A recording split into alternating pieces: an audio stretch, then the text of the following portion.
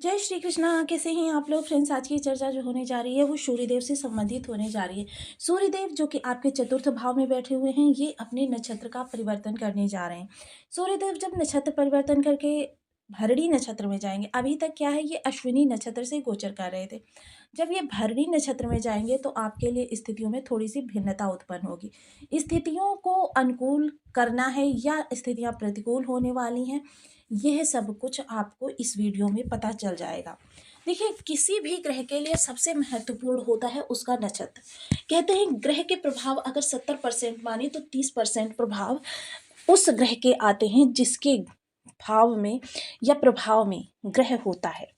तो देखिए, रोशनी वही है किंतु रोशनी का आवरण बदल गया है। जैसे सपोज कीजिए आपके कमरे की लाइट आ रही है, तो लाइट तो सेम है, अगर उसके ऊपर जो आवरण है वो लाल रंग का चढ़ा देंगे तो लाल आभा हो जाएगी, आवरण हरा चढ़ा देंगे तो हरा हो जाएगा।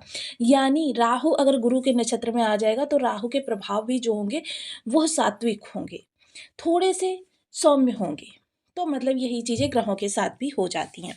अब यहाँ पर जो प्रभाव आपके सूर्य के प्राप्त होने वाले हैं, क्योंकि ये भरणी नक्षत्र से गोचर करेंगे और प्रत्येक ग्रह है जो अपने 4 नवांशों के अंतर्गत कार्य करता है।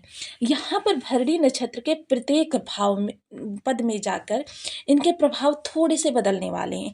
तो इन सभी विषयों पर, क्योंकि ये सुख भाव से गोचर कर रहे हैं और आपके दशम स्थान पर इनकी दृष्टि है। देखिए, सूर्य के पास एकमात्र दृष्टि है तो सप्तम दृष्टि।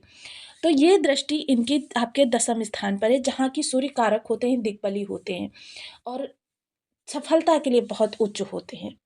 तो अब इनका भरणी नक्षत्र में जाना आपके लिए किस तरीके से प्रभाव लेकर आने वाला है, इस पर पूर्णतया चर्चा करने वाले हैं। तो बने रहिए हमारे साथ इस वीडियो में एंड तक, क्योंकि प्रत्येक चीज को जानकर उसके अनुसार कार्य करने वाला व्यक्ति ही हर सीढ़ी को चढ़ता है। यदि आपकी लग्न में 10 नंबर बना हुआ है तो ये राशिफल आपके लिए है। यदि कुंडली में कहीं भी चंद्रमा के साथ 10 नंबर बना हुआ है तो ये राशिफल आपके लिए। कुंडली ना होने की स्थिति में आप इसे नाम राशि से भी देख सकते हैं। यदि अभी तक आपने अपने इस चैनल को सब्सक्राइब नहीं किया है तो प्लीज़ सब्सक्राइब कर लीजिए, वीडियो को लाइक कर दीजिए, चैनल को शेयर कर दीजिए। इससे होगा क्या कि हमारे आने वाले हर वीडियो की नोटिफिकेशन मिल सकेगी आपको सबसे पहले। एक प्यार से कमेंट करना बिल्कुल ना भूलें। कमेंट से हमें बहुत मोटिवेशन मिलता है, हौसला मिलता है और ये पता चलता है आप और क्या जानना चाहते हैं। तो देखिए, सूर्य जो हैं आत्मा के कारक हैं, आत्मशक्ति के कारक हैं, पिता के कारक हैं, आरोग्यता के कारक हैं, नौकरी के कारक हैं। नौकरी चाहे आपकी प्राइवेट हो या गवर्नमेंट है, नौकरी के कारक हैं।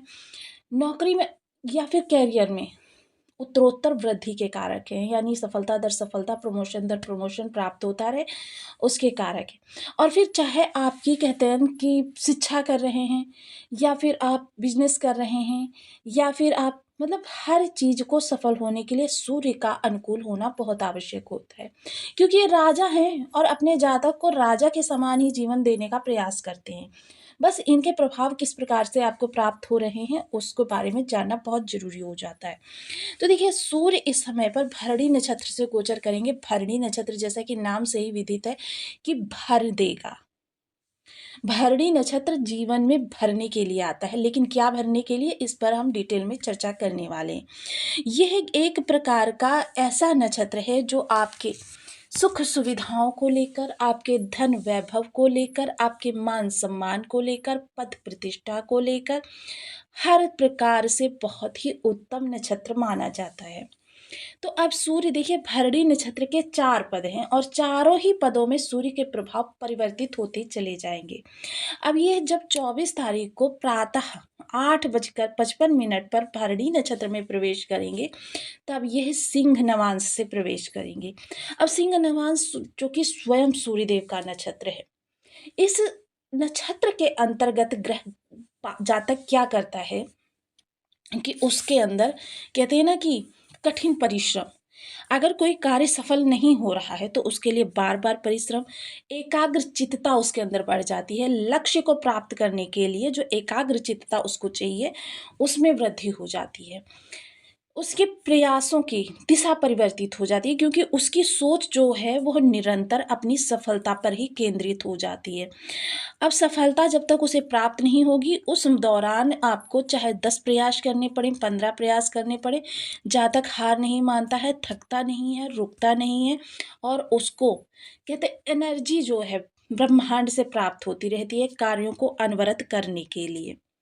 तो देखिए, सूर्य का स्वयं के नक्षत्र में जाना यानी सूर्य की शक्ति में विशेष वृद्धि करना, यह चीज़ें सूर्य को बहुत ही अनुकूल बनाती हुई दिखाई देंगी। जो लोग भी इस दौरान नौकरी के लिए या किन्हीं कार्यों को विशेष को करने के लिए प्रयासरत हैं, उनको इस दौरान काफ़ी, कहते हैं ना कि अच्छे अनुभव प्राप्त होने वाले हैं, यानी कि रिस्पॉन्स अच्छा मिलने वाला है। किसी चीज़ की शुरुआत कर रहे हैं या कोई कार्य रीस्टार्ट करना चाहते हैं, इसके लिए यह गोचर काल बहुत ही अच्छा रहने वाला है। वहीं सूर्य के लिए देखिए, द्वितीय जो पद होगा, वह द्वितीय पद जो होगा वो कन्या नवांश के अंतर्गत आएगा। अब कन्या के साथ भी सूर्य की ट्यूनिंग जो बहुत अच्छी मानी जाती है, क्योंकि कन्या के स्वामी जो हैं बुध है। बुध कम्युनिकेशन के, कमोडिटी के, कम्युनिकेशन, कमोडिटी, व्यापार, वाणिज्य, शिक्षा, बुद्धि, बहन बुआ बेटी के कारक माने जाते हैं, लिक्विडिटी के कारक माने जाते हैं। वहीं वाणी संबंधी जो कार्य होते हैं उनके लिए बहुत अच्छे माने जाते हैं। और सूर्य बुध का संयोग जो होता है बुधादित्य राजयोग का निर्माण करता है। गज केसरी राजयोग के बाद बुधादित्य राजयोग को हम द्वितीय श्रेणी में रख सकते हैं। मान सम्मान के लिए, पद प्रतिष्ठा के लिए, धन वैभव के लिए, कीर्ति के लिए, प्रतिष्ठा के लिए बुधादित्य राजयोग को द्वितीय श्रेणी में रखा जा सकता है। तो बुध के प्रभाव में जो आपकी बुद्धि होगी वो टेक्निकल तरीके से कार्य करती हुई दिखाई देगी, यानी कि इस दौरान आप चीज़ों को किस तरीके से अपने फेवर में लाना है, या फिर आपको कहाँ से कितना ज़्यादा लाभ होगा, कौन सा शब्द बोलने से लाभ होगा। यानी कि इस दौरान आप क्या है, अगर बात भी करेंगे किसी से तो उसमें भी आपको लाभ ही चाहिए, कि अगर आपको किसी भी तरीके से वहाँ से लाभ होता दिख रहा है तो आप वहाँ पर बात करना पसंद करेंगे, अन्यथा आपको क्या लगेगा कि आपका समय बर्बाद हो रहा है, यहाँ बात करने से समय बर्बाद हो रहा है। तो यह समय काल भी आपके लिए बहुत अच्छा है। स्टूडेंट्स वर्ग के लिए तो बहुत ही उत्तम कहा जा सकता है। वहीं करियर और जो लोग व्यापारी वर्ग हैं उनके लिए भी बहुत अच्छा कहा जा सकता है। तो यह गोचर भी आपके सूर्य का जो रहने वाला है बहुत ही उत्तम रहने वाला है। जिन चीज़ों के लिए प्रयास कर रहे हैं या जिन कार्यों में हैं, उसमें आपको आशातीत सफलता प्राप्त होने वाली है। इसके उपरांत इनका जो नवांश होगा वो तुला नवांश होगा। अब तुला, जैसे कि हम सभी लोग जानते हैं, शुक्र का नवांश है। तो इस दौरान आपकी जिद, जुनून और आपकी एकाग्रचित्तता, आपका संयम, सभी कुछ जुड़ जाएगा धन के साथ। अब इस दौरान जाता क्या है कि बातचीत करने में वो शत्रु को भी अपना मित्र बनाएगा और मित्र को तो मित्र बना ही रखा है उसने। इस दौरान शत्रुता को भुलाकर एक होने का प्रयास करेगा। और ऐसे जातक जो जिनके भी इस तरीके के गोचर होते हैं, क्या होता है, जातक जो होता है उसके शत्रु भी यही समझते हैं कि ये मेरा परम मित्र है, और मित्र तो परम मित्र है ही। किसी को वो नाराज नहीं करता है, लेकिन कार्यों को भीतर ही भीतर बहुत रणनीति से करता है। उसकी चीज़ें जो हैं उसके परिवार के लोग भी नहीं जान सकते कि उस वो माइंड में क्या सोच रहा है, किंतु सबके साथ उनका व्यवहार जो होता है सौम्य होता है। रिलेशनशिप के लिए यह गोचर काल आपका बहुत अच्छा रहने वाला है। वहीं धन, जहाँ पर आपके धन प्राप्ति के योग या कार्य दिखाई देंगे, वहाँ पर वो रिलेशन अति की सीमा तक करते जाएगा। इसके उपरांत जो जाएंगे सूर्यदेव, वह जाएंगे वृश्चिक नवांश के अंतर्गत। अब सूर्य और मंगल, राजा और सेनापति, दोनों जब एक दूसरे के साथ मिल जाएंगे तो देखिए, से राजा और सेनापति मंगल देव भी जो हैं, इनके भी जो कार्य चीज़ें हैं बहुत ही ज़्यादा हैं। तो यहाँ पर जब सूर्य मंगल का यह साथ बनेगा तो फिर आपके लिए स्थितियाँ जो है बहुत अनुकूल होती जाएगी। ये गोचर, प्रत्येक गोचर जो है आपके कर्म से बहुत अच्छे आपको प्रभाव देता हुआ दिखाई देगा। स्थितियों को आपके अनुकूल करने के लिए, स्थितियों को आपके अपने पक्ष में करने के लिए जो भी चीज़ें आप चाहते हैं, क्योंकि इस दौरान क्योंकि राजा और सेनापति जुड़ जाएंगे, तो देखिए राजा सेनापति जहाँ पर जुड़ जाते हैं, प्रत्येक युद्ध को अपने फेवर में करना उनके लिए बिल्कुल दुर्लभ नहीं होता। सारी चीज़ों को वो अपने प्रयास से कर लेते हैं। और इस दौरान देखिए, अगर आपको कुछ भी ऐसा कार्य करना है जिसमें आपके ऊंचाई प्राप्त करने के योग बन जाए, कि ऊंचाई दर ऊंचाई आपको मिलती रहे, आपसे निम्नतर कर्मचारियों को भी आप एक हाथ में लेके चलेंगे और अपने उच्च कर्मचारियों को भी अपने एक हाथ में लेकर चलेंगे। इस दौरान कह सकते हैं कि आपके अंदर बैलेंस होगा। ऐसा बैलेंस जो कि थोड़ा सा यहाँ पर आपको क्या है कि राजा और सेनापति जब जब जुड़ जाते हैं एक दूसरे के साथ, तो क्रोध और अहंकार भी बढ़ जाता है। ये क्रोध और अहंकार देखिए, थोड़ा सा भी इसमें अगर अरिष्टता कहीं से आ रही है, तो वह क्रोध और अहंकार क्या होता है, इतना ज़्यादा बढ़ जाता है कि व्यक्ति स्वयं ही अपने पैरों पर कुल्हाड़ी मारने लगता है, रिश्तों को बिगाड़ने लगता है और अपने बने बनाए कार्यों में व्यवधान उत्पन्न कर लेता है। तो देखिए, थोड़ा सा इन चीज़ों से बचें, क्योंकि ये आपके कर्म स्थान को प्रभावित करेगा और सूर्य की वैसे भी जो दृष्टि जाती है वो जिस स्थान पर होते हैं वहाँ पर कम उनका प्रभाव होता है, और जहाँ पर दृष्टि जाती है वहाँ पर इसका प्रभाव बहुत ज़्यादा देखा जाता है। तो यानी कि ये आपके सीधे दसम भाव को बहुत ज़्यादा प्रभावित करता हुआ दिखाई देगा। तो इसके लिए यहाँ पर आपको थोड़ा सा संयम की आवश्यकता है।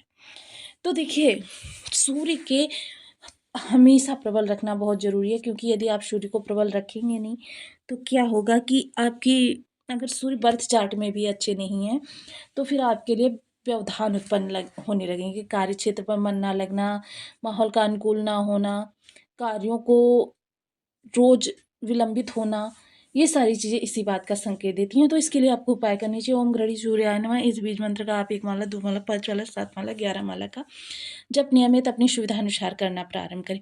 प्रातः उठकर सूर्य को अर्घ्य प्रदान करें और पिता के सानिध्य में जितना ज़्यादा क्वालिटी टाइम स्पेंड कर सकते हैं उतना कर सकते हैं। रविवार का व्रत कर सकते हैं, रवि की होरा में निर्जला व्रत कर सकते हैं। सूर्य के लिए लाल रंग की वस्तुएं धर्म स्थान पर दान कर सकते हैं।